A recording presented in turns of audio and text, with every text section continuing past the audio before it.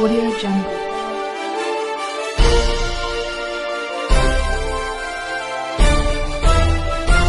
Audio Jungle.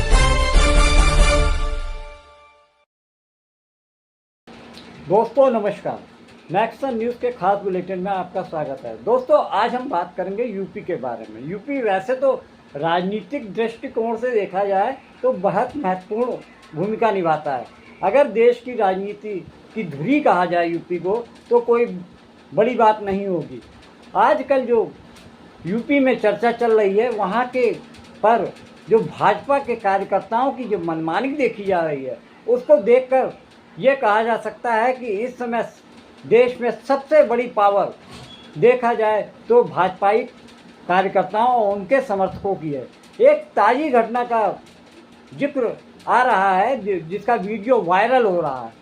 वो है वाराणसी का संसदीय क्षेत्र, जहां अपने देश के प्रधानमंत्री चुनाव लड़कर दो बार चुनाव जीत चुके हैं। वहां की संसदीय क्षेत्र में भाजपा कार्यकर्ताओं के इतने ज़्यादा हौसले बुलंद हैं कि वो अपने आगे किसी को भी कुछ नहीं समझते हैं। यानी भाजपा कार्यकर्ता ना तो कायदा मानते हैं ना कोई कानून।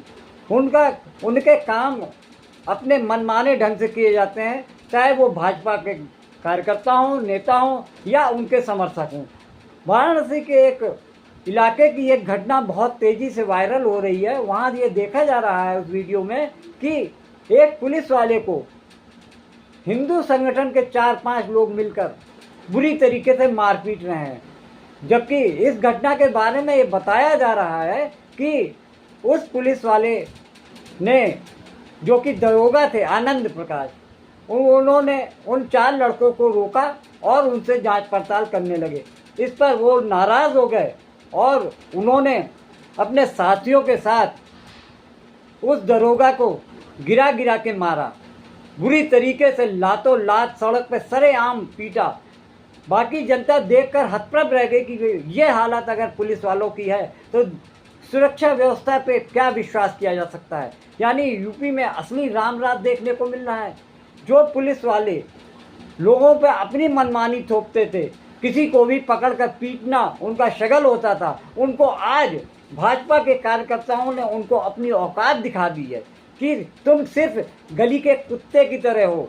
तुम्हारी औकात हम भाजपाई यानी सरकार के जो सत्तारूढ़ दल है उनके नेताओं के आगे तुम कुत्ते से भी गए बीते हो। ये हालात देखने को मिल रहे हैं। शायद इस बात पे हमारे देश के प्रधानमंत्री, जो कि वहाँ के सांसद हैं, इस बात पे गौर करेंगे कि उनके कार्यकर्ता कितने बेअंदाज और बेखौफ हो गए हैं कि सरकारी कर्मचारी को सरेआम सड़क पे कूट रहे हैं, पीट रहे हैं और किसी की हिम्मत नहीं हो रही है उनको इस तरीके से इस कार्रवाई के लिए रोका जा सके। दोस्तों उसका अंत में ये देखा गया कि उन 4 लड़कों को गिरफ्तार किया गया, लेकिन ऊपर से दबाव पड़ा, यानी पुलिस महकमे से ही ये दबाव पड़ा कि उनको रिहा किया जाए और कुटे पिटे पुलिस वाले केवल मुंह देखते रह गए।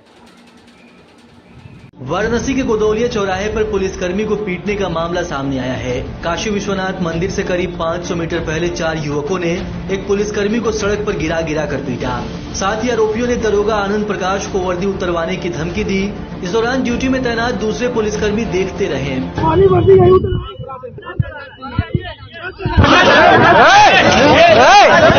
पीड़ित दरोगा ने आरोपियों के खिलाफ दशाश्वमेध थाने में रिपोर्ट दर्ज कराई है। दर्ज एफआईआर के मुताबिक दरोगा गोदौलिया चौराहे पर चेकिंग कर रहे थे। इस दौरान दरोगा ने 2 तेज रफ्तार बाइक को रोककर पूछताछ की, जिसके बाद बाइक सवार 4 आरोपियों ने पुलिसकर्मी पर हमला कर दिया। मारपीट के बाद आरोपियों को हिरासत में लिया गया, लेकिन ऊपर से दबाव आने के बाद आरोपियों को छोड़ दिया गया। चारों युवक हिंदू संगठन से जुड़े हुए बताए जा रहे हैं। Bureau report, Dainik Bhaskar.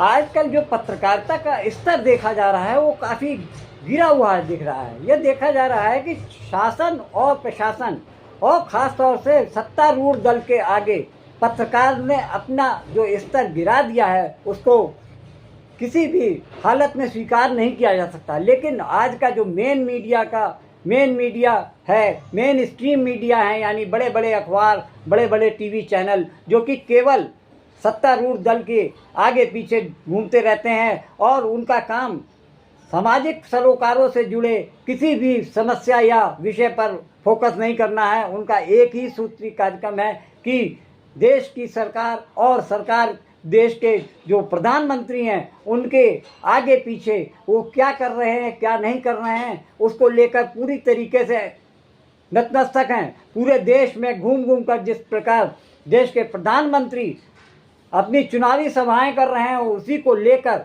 देश के बड़े बड़े प्रमुख मीडिया हाउसेस दिन रात उनकी रैलियों के दर्शन कराते रहते हैं।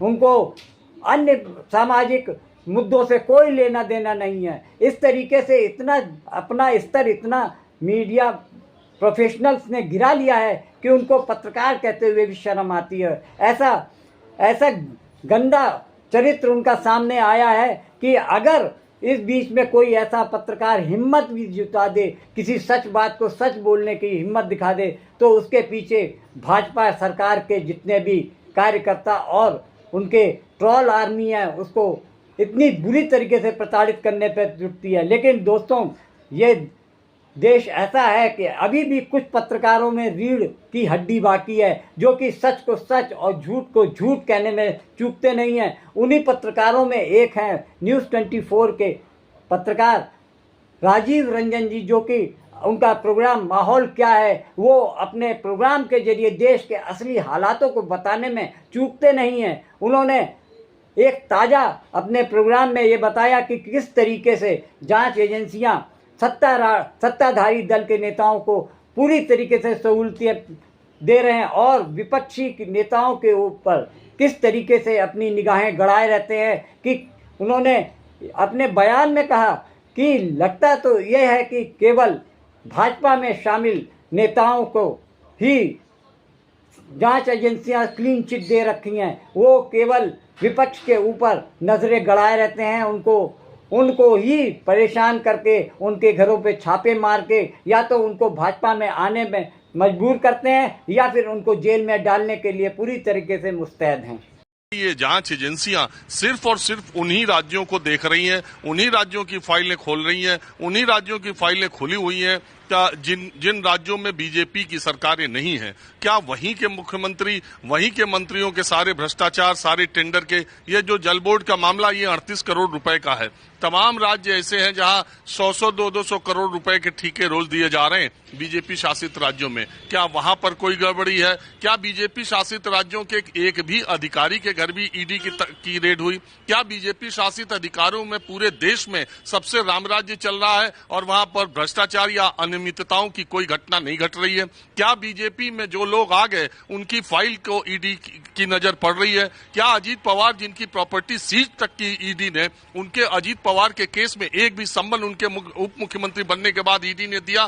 क्या छगन भुजबल जो 2.5 साल जेल की सलाखों के पीछे रहे थे, उनके सीबीआई और ईडी जो उनके मामलों की जांच कर रही थी, उनके एनडीए में पाला बदल लेने के बाद छगन भुजबल से कितनी बार पूछताछ और कितनी बार सम्मन दिया गया?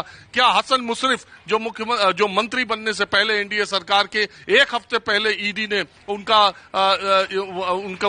यहाँ रेड की थी, उस रेड का क्या हुआ? उसके बाद का सम्मन ईडी ने दिया या नहीं दिया? क्या प्रफुल्ल पटेल जिनकी वर्ली की एक बिल्डिंग के 4 फ्लोर सीज किए गए थे, क्या उसके बाद कोई उनको नोटिस गई या नहीं गई? सारे वो लोग हेमंत बिस्वा शर्मा से लेकर के कर्नाटक के येदुरप्पा तक भारतीय जनता पार्टी के जिन नेताओं पर कभी ईडी और सीबीआई के मामले हुआ करते थे या भ्रष्टाचार के मामले हुआ करते थे, क्या उस पर कोई कार्रवाई आगे बढ़ी?